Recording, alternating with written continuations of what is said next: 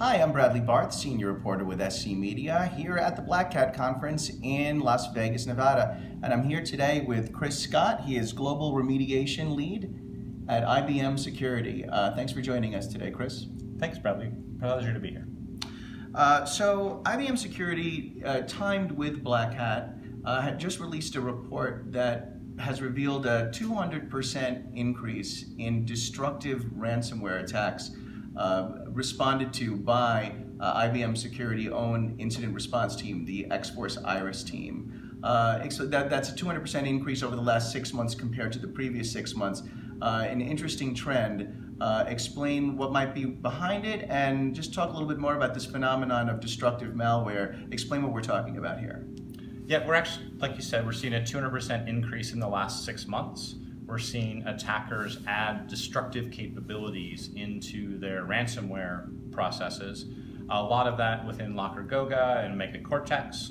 As we look at what the attackers are doing, we look at that as, are they able to now destroy what they've done? Are they able to destroy systems if you don't pay the ransom? So it provides a lot more, in essence, reasons for you to pay the ransom because there's a bigger threat.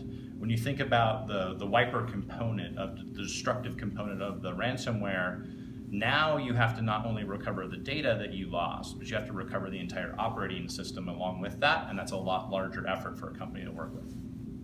And one of the things that also the IBM security team observed was that the attackers seemed to have a particular focus on one industry sector in particular. What was that? And explain a little bit about the consequences that in industries or businesses in this particular industrial sector, what those consequences would be should they suffer a major destructive ransomware attack. Yeah, we saw a lot of focus towards manufacturing from our data. And when we think about the manufacturing environments, we can think about operational technology, the OT world, and that runs major manufacturing systems, the production floors.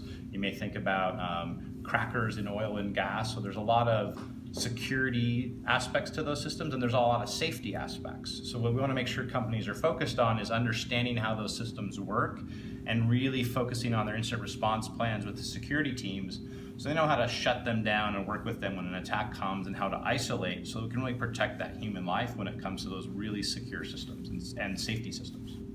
Okay, so in your role as the global remediation lead, maybe give me an example of one such attack like this that occurred where you and your team had to respond to it. Give us a little insight into what happened and how you were able to tackle the threat. Yeah, we responded specifically to a threat where the adversary had established network access. They had established administrative rights within a few days, but the attack dwell time was about 120 days. And during that, we were able to do, from a forensic standpoint, see how they worked around the network, started to understand the environment they were in, start to plan how they were going to destroy systems. And then they really focused on understanding the security systems. So they understood that logs rolled off of the system after 30 days. Well, before they initiated their destructive attack, they went quiet for a 30-day period, letting all of this information come out of the logs. So we had to dig through forensics to find the data. But then at the end of that 30-day period of quiet time, they released their destructive attack across the environment.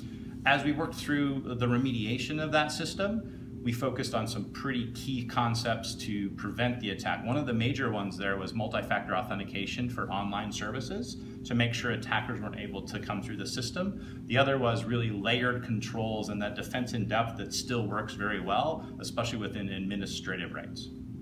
All right, well, great. Thanks very much for that insight, Chris. That was Chris Scott, the Global Remediation Lead at IBM Security. And I'm Bradley Barth, Senior Reporter with SC Media. Until next time, have a safe day online.